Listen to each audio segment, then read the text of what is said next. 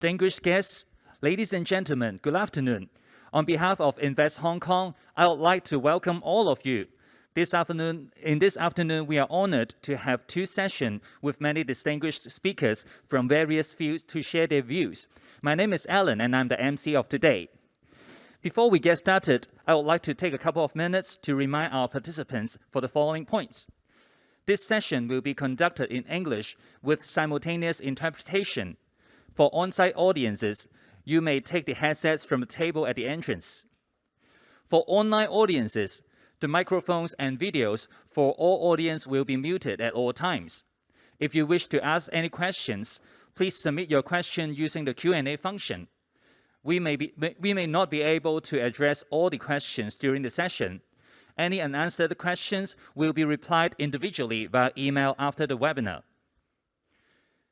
The topic of the first session today is Smart City Innovation. May I now invite our first speaker, Mr. Pierre Aouyang, Business Development Manager of China Mobile Hong Kong Company Limited, to share with us about 5G empowers smart cities. Please give a big round of applause to Mr. Aouyang. Thank you. Hi, everyone. I'm Pierre from China Mobile Hong Kong. Today's topic is 5G empowers smart cities. I will share some ideas about the 5G capability with you here. Okay, today's agenda, I will take some time to introduce our company. Follow, we present some 5G application in different scenarios. Hope these cases are interesting to you all. Okay, let me briefly introduce ourselves. We are China Mobile Hong Kong, which is under the CMCC, China Mobile Communication Corporation. CMCC have a total 970 million mobile users, of which 511 million 5G subscribers. In Hong Kong, we have a total 5 million mobile users, which includes 1.5 million 5G subscribers. And the roaming destination reach over 255. The 5G spectrum resource is overall rated 37% amongst 4 mobile operators in Hong Kong. The outstanding performance of mobile network will be driven by the sufficient spectrum resources. Our 5G network has been endorsed the excellent performance award by 2 authorities, OpenSignal and Speedtest, since last year. It shows that our 5G network performs outstanding on data download, upload, and low latency, especially in the area of coverage, connection, video, and games experience.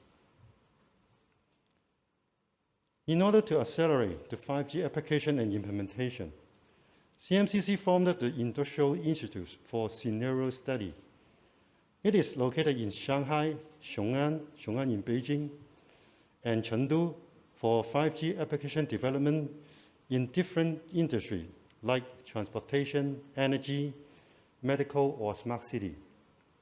Also, we formed an alliance of 5G industry together with China Mobile Guangdong, CTM, Guangdong Communication Industry Association, and invited over 11 industry committees, such as real estate, finance, and logistics, etc., for the communication and scenario discussion of 5G application focused in Great Bay Area. Okay, CMHK provides different layers of service, which include infrastructural service, such as fixed network, like this line or broadband, mobile network, like voice and data. Platform and cloud service. We provide the service of IoT platform, cloud connect and computing, and the data center co-location. Application and solution. We provide different solutions like IoT application, industry application, 5G solution, and ICT solution. Professional service, it should be the customized service in the domain of technical, co-location, network, security, system integration, and communication, etc. We aim to become a 360-degree excellent service provider in Hong Kong. From the perspective of service coverage, We focus on 6 major industries. It included finance, healthcare and education, construction and assay, business and professional service, logistics and utility, and smart city. Each industry will be responsible by a dedicated team for service fulfillment, solution design and development. Leverage the user and technical experience in mainland China. We will provide the practical proposal in terms of application to deal with the commercial environment and requirement in Hong Kong.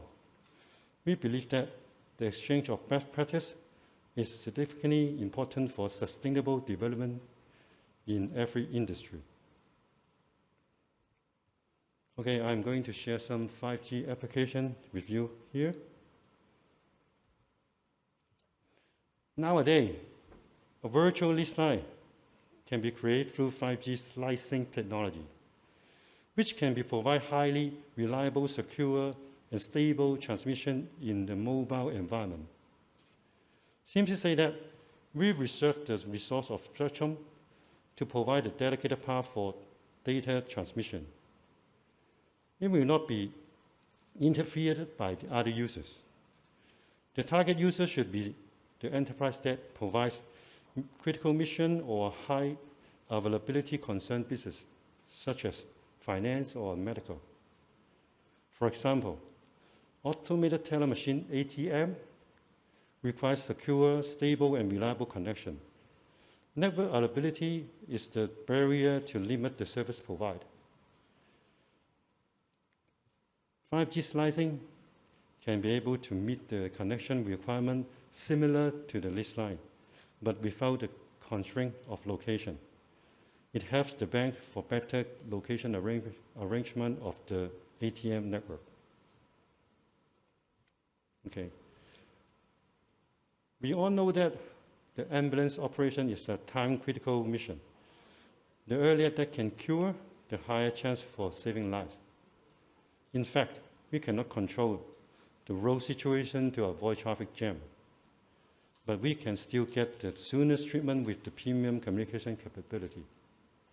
What if the ambulance can accurately and effectively report the real-time vital signs data to the hospital during the transportation and communicate with the doctor about the real-time situation through the stable video call?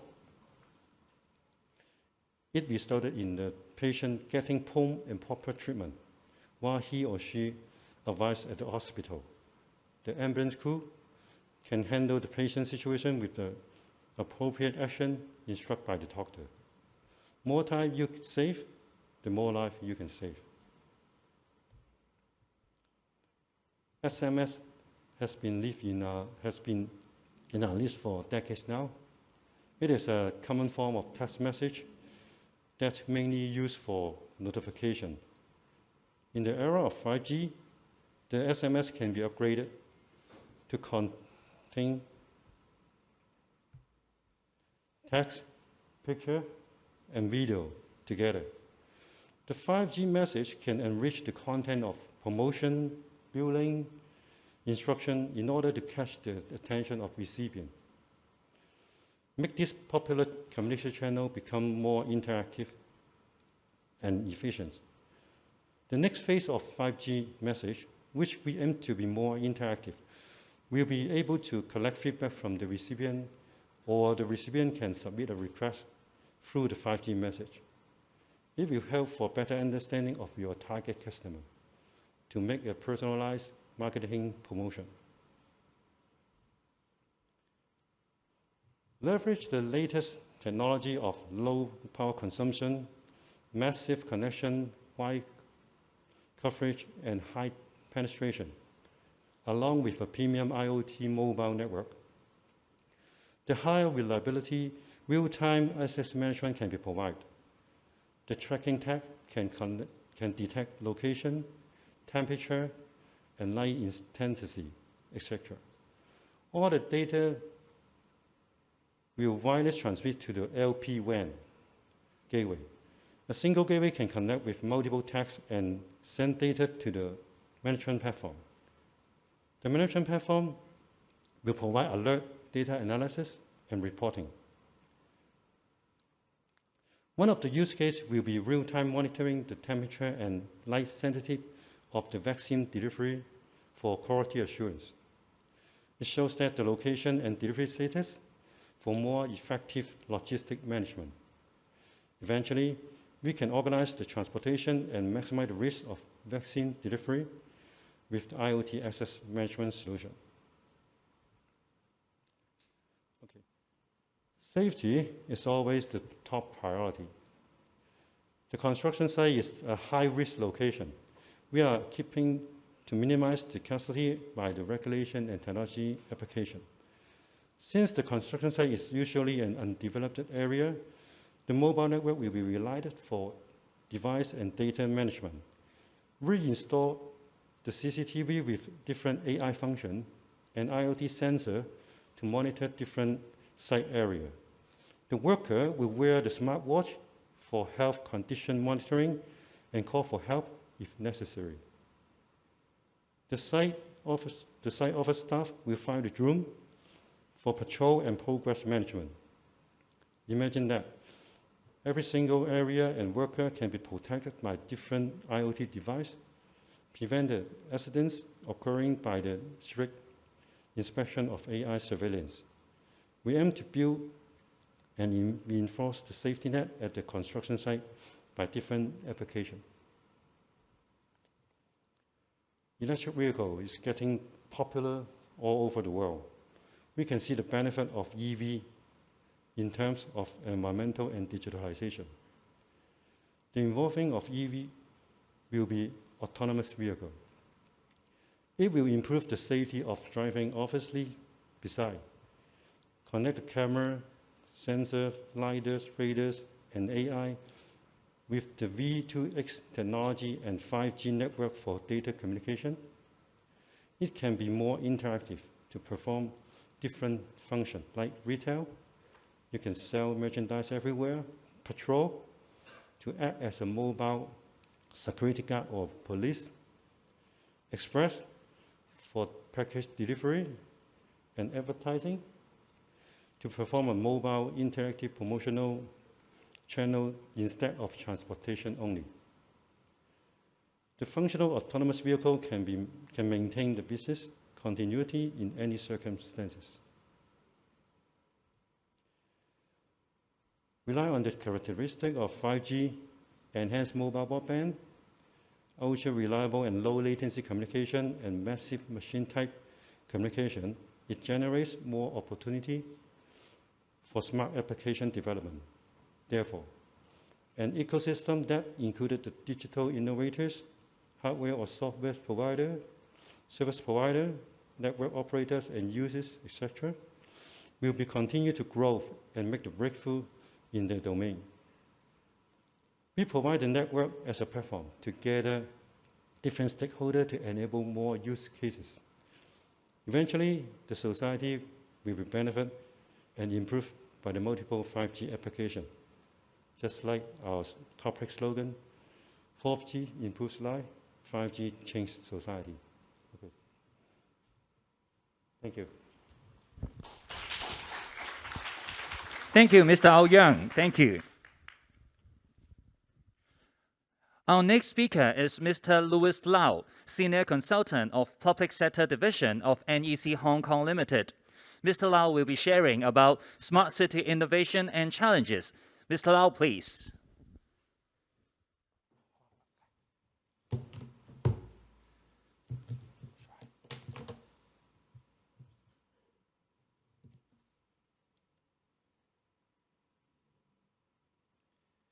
Hey, hello.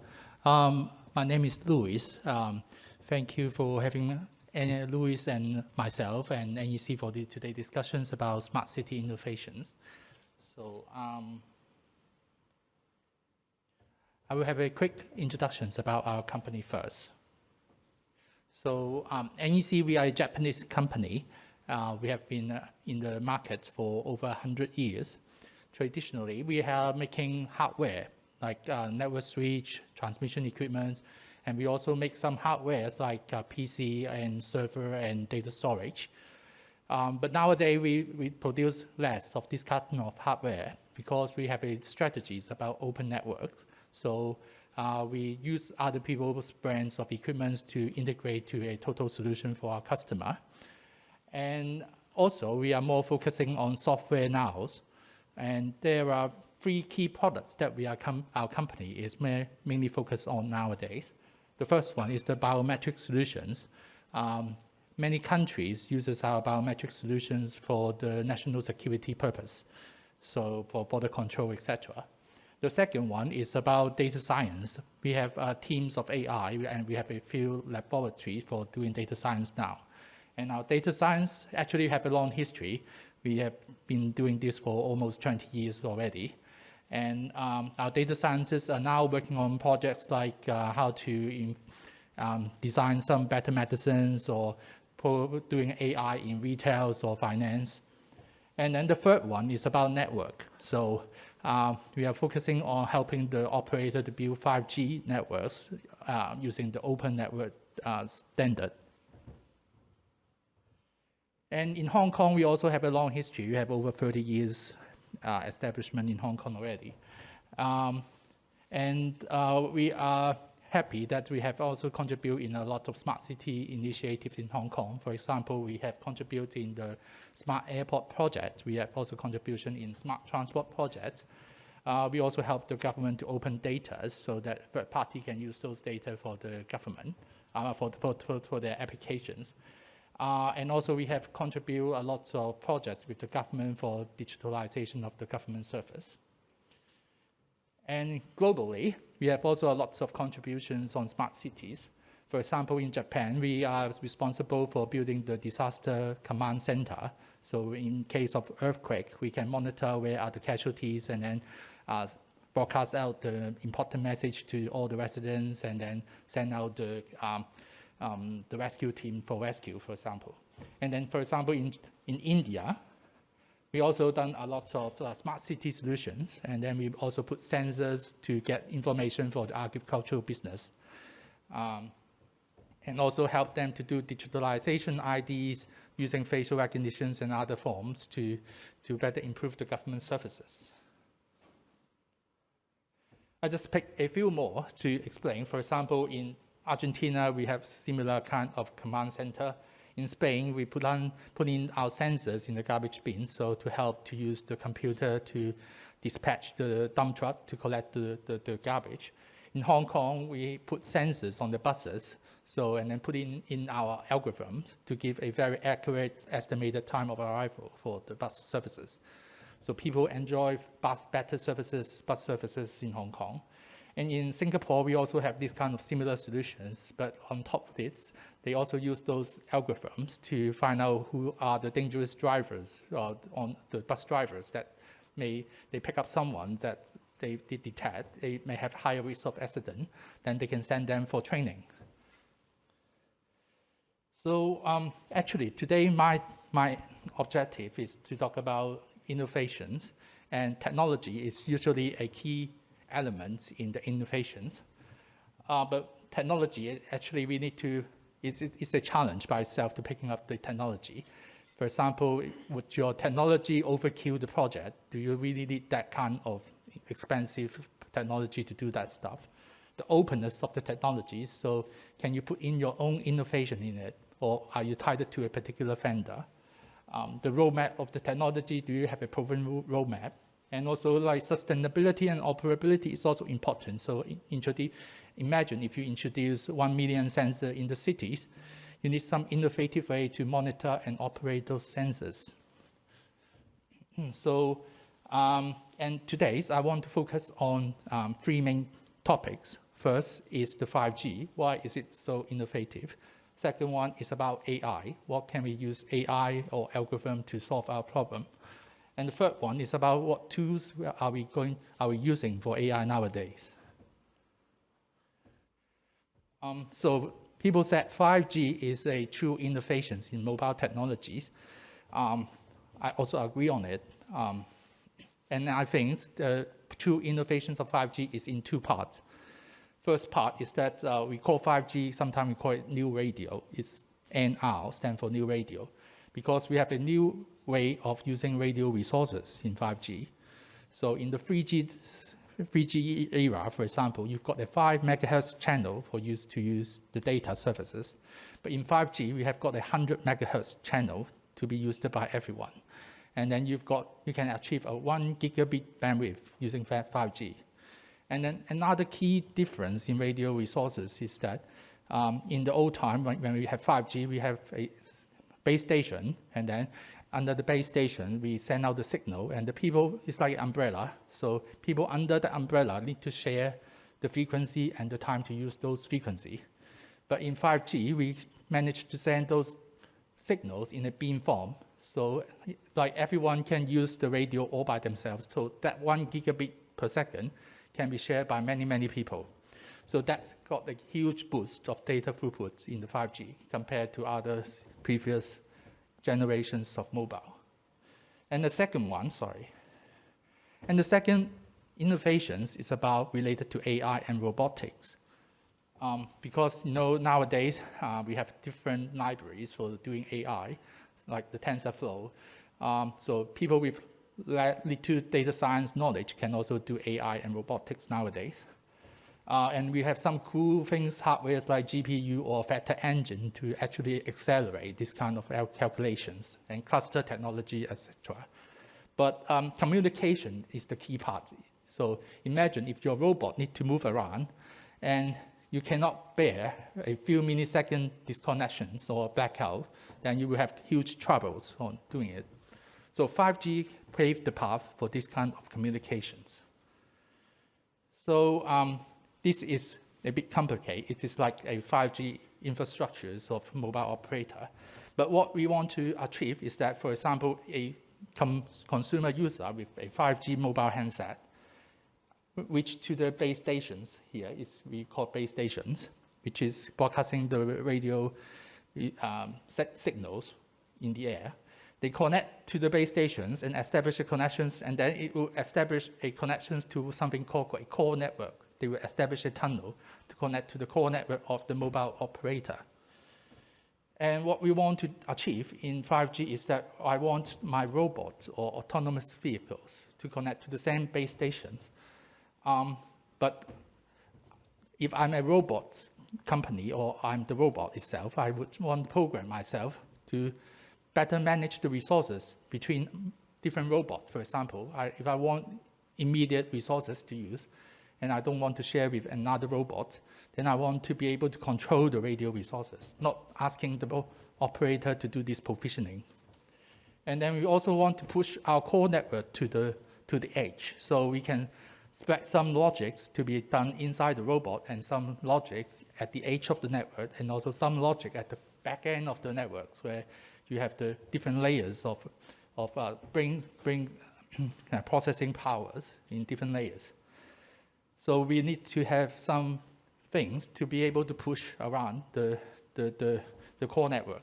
And imagine if you have a robot and it moves to another base stations, you need to be able to establish connections readily for it to move to another one. So all the session-based information and all the application-based information need to move around with your robot too. So that's what we call network slicing. So actually, that's the purpose, what we want to do for the network slicing.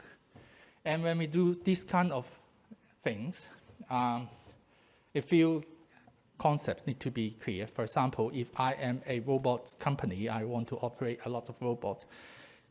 Am I tied to a particular operators? Can my robot connected to multiple operator networks? Is it going to, can I also control different base stations from different operators or different vendors? So we have a standard which called ORAN, Open Radio Access Network, that is standardized, and a lot of companies like ourselves, NEC, and also Nokia, Ericsson, they all joined that standardization. So to make sure the robot can move around different equipment vendors.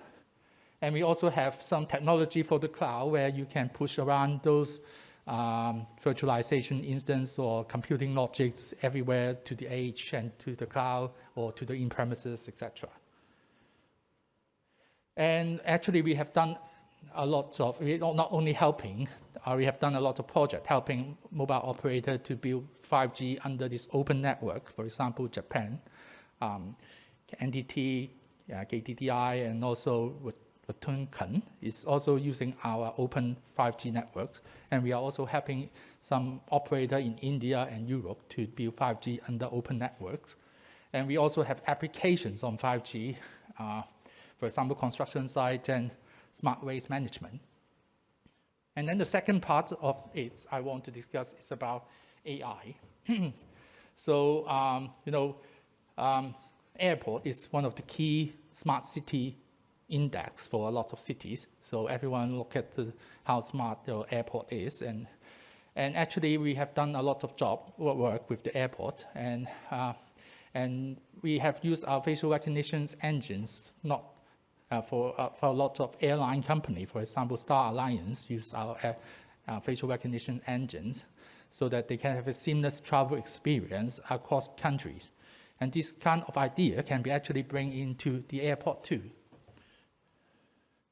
And for example, we can use AI for retail. For example, in Japan, we have a lot of convenience stores. They sell fresh food. But in order to maintain the freshness of the food, it's difficult because you need to estimate how many you order, what is the price range you set, and then how can you push out the stock so that it minimizes the waste. So this kind of algorithm we used in Japan to use the AI to give some insights for the shop managers to decide this kind of problem and make those decisions. And then, for example, in AI in power company, we can put some sensors in the power company network to sense the variance of the power cable. So when there are outage of the power cable, we can sense it earlier. So this kind of preventive management. But this kind of problem happening in the power cable, it won't happen easily. It may be only one in a million cables that can have this kind of problem. And if you have an AI giving you a false alarm, then you may just end up replacing all the good ones and leaving the bad one in the network. So the accuracy of the algorithm itself and the way we do it is actually very important. Okay, well, this is the last slide that I want to cover. So, AI, we have a lot of applications. For example, we're familiar with Google search engines. When you put in a question, then you've got a very good answer from the Google search engine. And we also want these kind of functions available to answer the questions for our businesses. For example, I want to ask, how can I retain my customer from churning away to other operators? Or I want to ask questions about how can I design my medicine?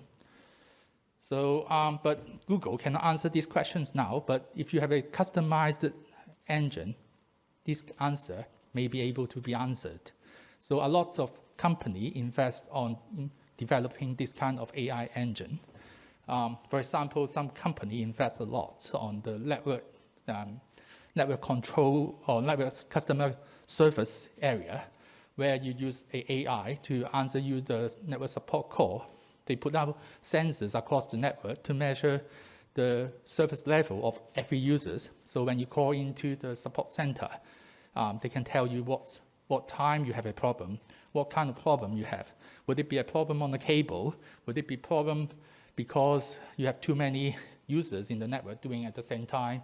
Or is it because the Zoom server is down? Not any problem in your network is related to your applications. So all these kinds of questions can be answered by the AI engine. And if you can do it good enough, and if you have accumulated enough of data and models, you can answer this better than before. So that's one application of AI. And actually recently, there is a very encouraging use of AI too. Google have a company called BigMind, and then DeepMind, they have a AI engine called AlphaFold, and he released 200 million of protein structures of the 3D structures of proteins to the research community. So, the protein structure is difficult to find. You need to go through a lot of laboratory to find out how it reacts in the chemical reactions to confirm the the structure. So the scientists can only find out around 100,000 of them, but 100,000 of protein is just like a dust in the universe in the protein. So, but they have an idea. They put these 100,000 known structure into the algorithm, and it's able to produce 200 million of these protein structures, and then open it up to the research community.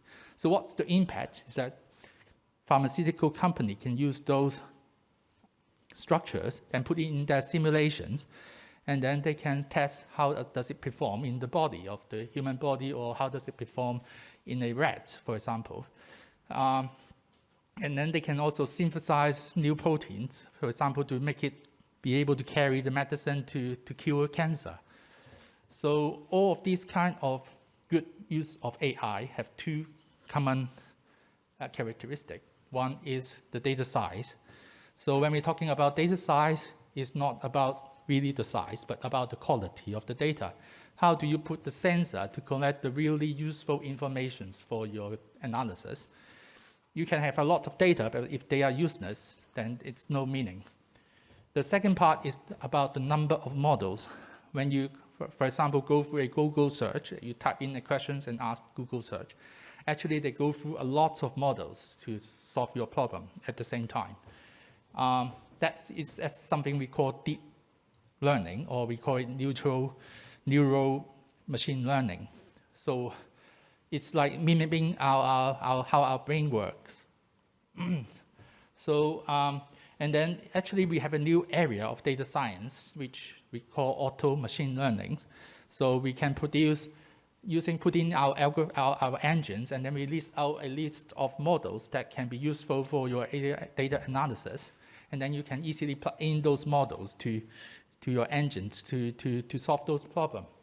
And we actually have a new company called Dot Data that's spin off from NEC that specifically do this kind of work in US.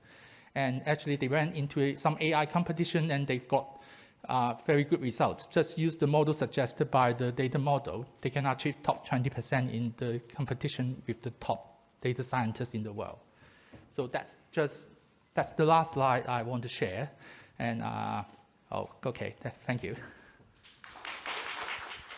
Thank you very much, Mr. Lau. Thank you.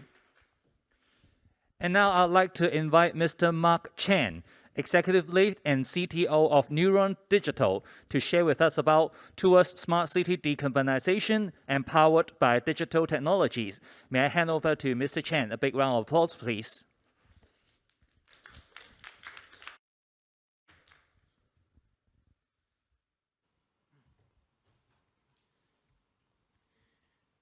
Okay, thank you everyone. Thank you for Invest Hong Kong's invitation. As a local startup company, technology startup company, I think it is a great honor to be on this stage together with two very tech giant, multinational tech giant. And my name is Mark Chen. I'm the executive and CTO of Neuron Digital. My topic today is in relation to our smart city decarbonization, how we, as a startup company, how we develop digital technology to help our city towards this decarbonization journey. A bit of Neuron Digital. It's actually, Neuron is a digital product that was incubating within Arab for a few years. So recently, a JV company is formed between Arab and Venturas Group with the support of Hong Kong Science Park. We formed this JV company. And Arab itself is a multidiscipline engineering consulting firm that has been in Hong Kong for over 45 years, with 2,000 staff, mostly professional engineers in Hong Kong. And apart from its headquarters in London, Hong Kong is actually the second largest office around the globe as for Arab. Arab itself, the company has been growing with Hong Kong in the past 25 years since Hong Kong returned. And Arab has engaged in many iconic buildings and infrastructure projects. And Hong Kong as a city currently is the single largest market within the whole Arab groups. Arup has the vision to convert its engineering domain knowledge into digital solution to better serve our city in a more scalable way. So that's why Arup developed this Neuron platform as an enabler to empower this vision. The mission of the Neuron is to provide the latest green and digital technology to support our city's digital transformation in different sectors. For example, buildings, infrastructure, transportation, and utilities.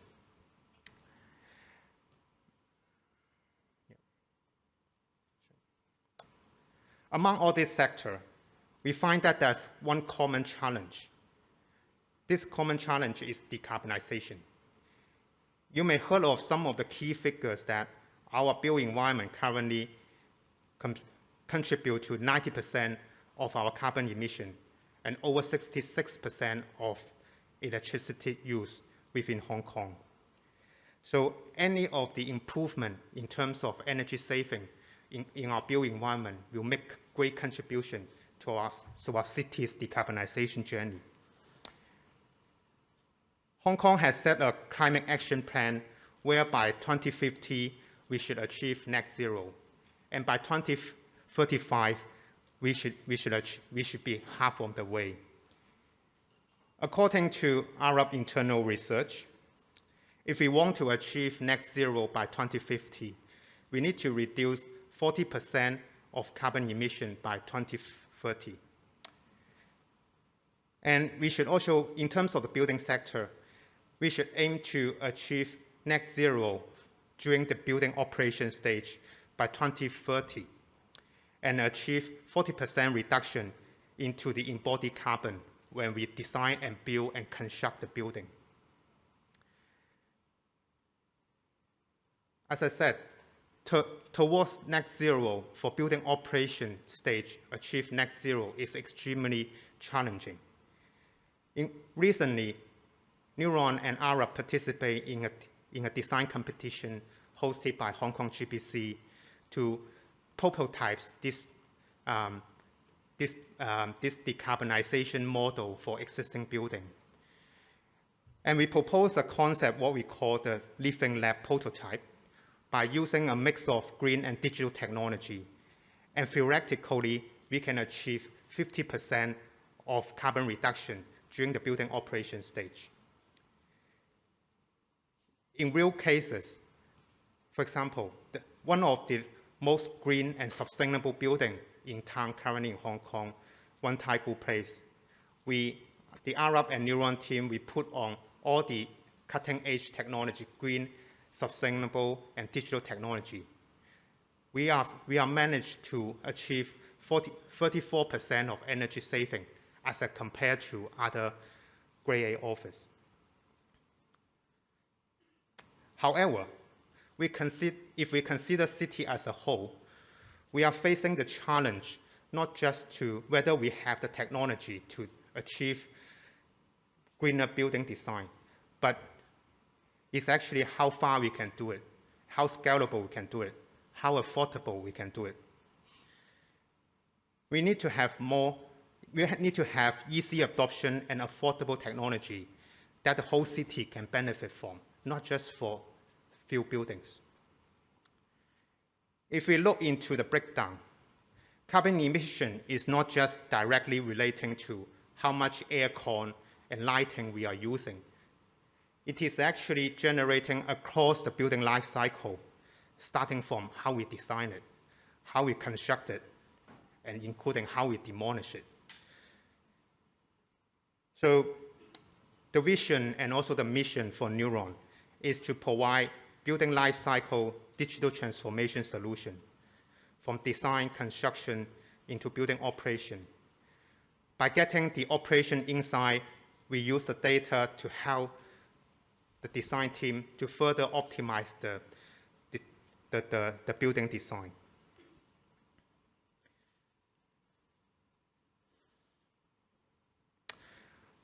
With the digital solution, we can quantify the carbon emission across different stages of building, starting from how you do the foundation work, how you do the manufacturing of the building component, how you transport the material to site, how you construct it during the construction stage. Building operation stage is just one of the elements, including how we demolish the building and recycle all the materials. So this is what we call the life cycle digital transformation for building. And also, we can leverage the latest digital twins technology to help a customer to simulate their building design and optimize their building performance. Digital twins is not just a virtual replica of actual environment into the 3D format. We can also perform data-driven analysis, modeling, simulation with respect to different scenarios to identify the most energy efficient and operation settings. For example, by using the digital twins technology, we are performing ongoing dynamic commissioning for buildings to improve the building energy performance by analyzing their historical data with the retro commissioning rules. We can also use the historical data and AI technology to help large corporate and government departments to simulate different types of carbon reduction strategy for the years ahead. This also takes into account all our utility companies, their fuel mix, and different scenarios.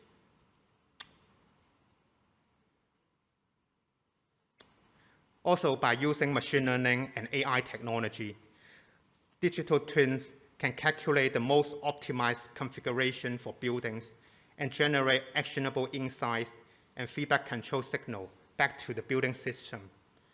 So therefore, the building system can continue to grow as a digital brain. By continue to learning and collecting the historical data, our vision is to allow the building to be smarter with this AI-enabled digital brain. We have the opportunity to work with some of the leading developers and customers to put our concept into real practice. For example, One Taikoo Place is one of the greenest and most sustainable building, which empowered by our Neuron platform, which achieve significant energy reduction. And as the building continue to operate and continue to gather a lot of historical data, the AI model continue to evolve and provide much better, more accurate feedback control to the building management system. And this year, 2 landmark buildings launched into the market, Nanfeng Airside and 2 Taikoo Place. We're all adopting our Neuron digital platform. And our vision is to set up the new benchmarking for smart buildings in the market, as well as globally. We also get, as a startup, it's our great honor to get the support from Hong Kong government. And we're working with EMSD to set up this centralized digital platform connecting multiple government buildings and to help them to achieve their sustainable target. So as a local startup company, we are getting support from many local stakeholders, including Invest Hong Kong, Science Park, and also our 2 shareholders. And we are also getting support from many of the premium customers in Hong Kong. So therefore, allowing a startup like us have the opportunity to grow. Our vision is to be the name card of Hong Kong, and it is also our honor. Therefore, we can represent Hong Kong to get award in some international competition, as well as many other local award recognition. So we look forward to work with everyone here, and look forward if you give opportunity for startup like us. Thank you very much. Thank you very much, Mr. Chen. Thank you.